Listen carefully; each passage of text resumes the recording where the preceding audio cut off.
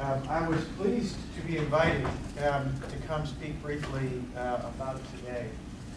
One of the most interesting elements of Blue Plains that I learned when I got here, but did not know until I got here, was the scale of the plant that is not seen, but is absolutely here.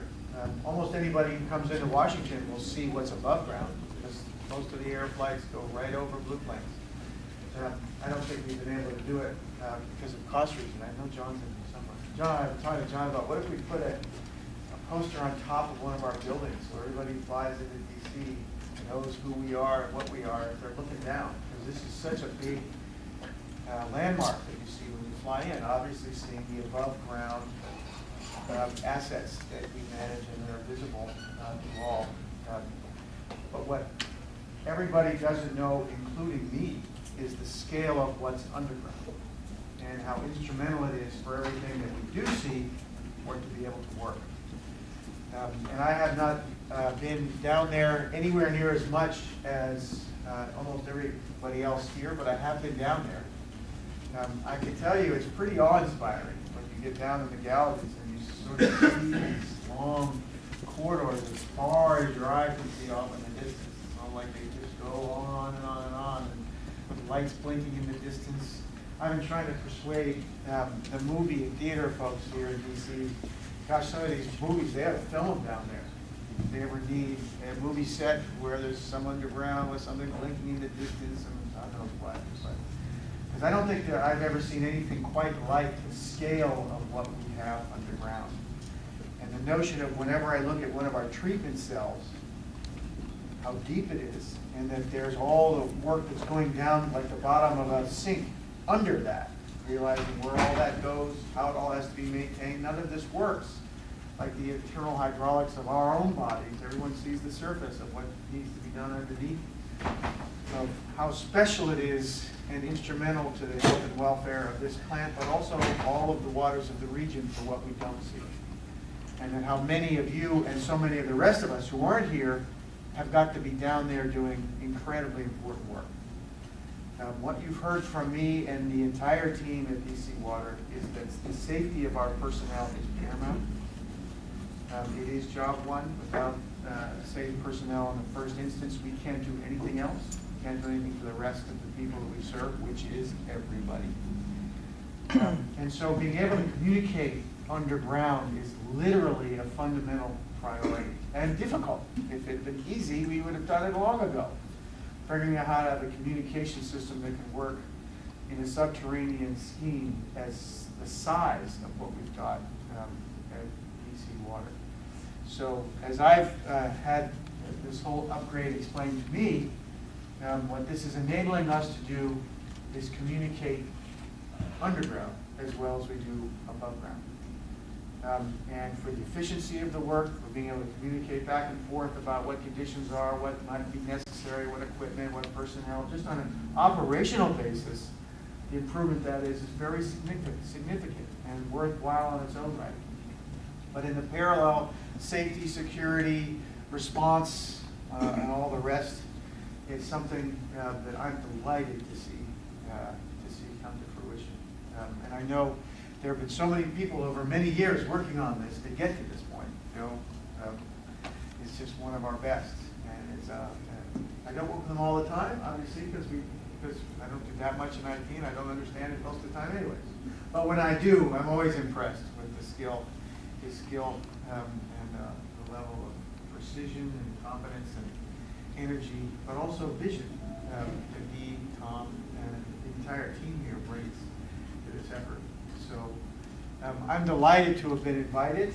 As a practical matter, I've always had two of the walkie-talkies on my desk, and I always get confused as to which one is which. I have to turn them on and listen for a while to figure out which I would use for which purpose, to hear who's using what. I understand now there will only be one on my desk, and all of the communication lines will be in one place, whether it's sewer, water, maintenance, security, wastewater treatment. It's all on one line. So once you have the security, the ease of operation as well as the safety and the improvements to maintenance are really significant. So I appreciate being invited. I'm really excited about the upgrade. I know it's going to mean a lot more to you than it does to me on a daily basis, but I can't tell you how much it pleases me to know in the back of my mind that the enterprise for its people has made this improvement. Bottom line, if we're doing something significant down there and something happens, we want to get to you as fast, as quickly, and as effectively as possible. And this is fundamentally going to allow us to do that. And I appreciate that improvement above all. And we can do our work more efficiently, more effectively, and quicker for our ratepayers and the citizens we serve. So I won't speak much more other than to, as I'm introducing Tom, I know there are other improvements that can be built upon. Thank Joe and his team for making my job a lot easier. Given the scale and the scope of this particular initiative and the complexity of rolling out a system like this could have been a nightmare if it wasn't properly managed, planned, and executed. And while we had some minor hiccups, I don't think I talked to Joe about anything that was a challenge more than twice over the course of the year with respect to this. And everything we talked about, he already had the answer to this problem. This went exceedingly well. This is one of the most successful projects of this nature that I've been involved in over the course of my career. And I hate to tell you, but I've been doing this stuff for 38 years. So like I said, I'd just like to thank Joe. We're at a significant milestone with the rollout of this. Phase 1 is wonderful. What does that mean? I've already started to talk to Joe about Phase 2. And Phase 2 is actually going to extend the system to include Wi-Fi capabilities, both above ground and below ground across the plant. We've got a lot of planning to do, but that's essential to some of our future plans that Mr. Hawkins referenced with respect to extending the systems that we have today in our offices out to the field so people can be more and more efficient. And we're going to be doing that over the course of the next couple of years as well. So again, Joe, thank you to your team.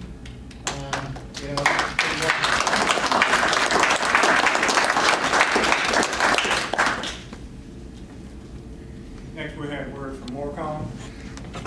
I'll introduce myself. Some of you already know me, but probably most of you don't. My name is Manuel Ojeda, and I'm the president of Morcom International. We are the contractor that designed and installed and is going to support the distributed antenna system here at DC Water. And one of the first things I wanted to do here is basically thank you all, especially the CIO and also Mr. Joe Taylor. Like Tom said, Joe has been instrumental in making sure that this project is deployed basically, as best as it could have possibly gone. I also want to thank the gentleman at Telvate. Telvate is the company that was the technical consultant for DC Water, and then together with us found a way to cooperate with each other in a constructive way. Because sometimes we have projects, where the technical consultant and the contractor, bump heads. In this case, early on, we realized how important the project was, and we've tried to do everything in a very professional way.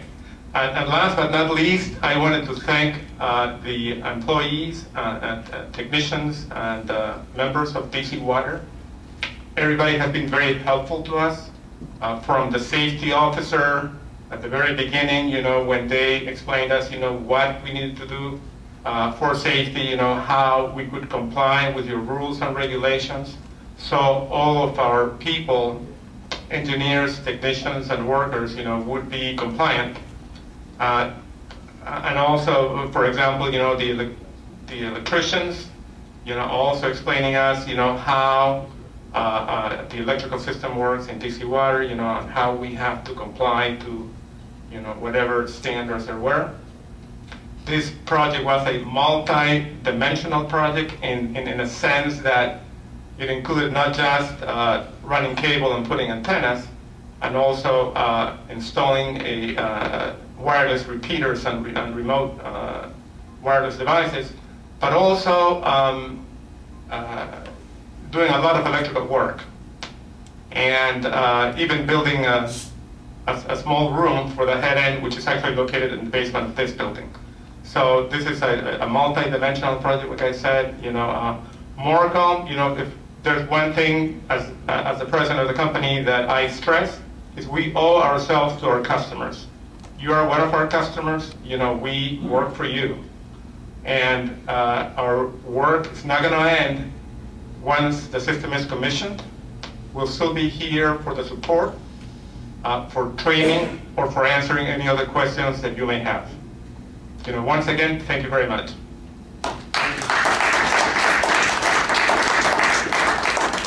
My name is Solomon Tadesik, and my role in this project was representing Televate as the project manager to support DC Water.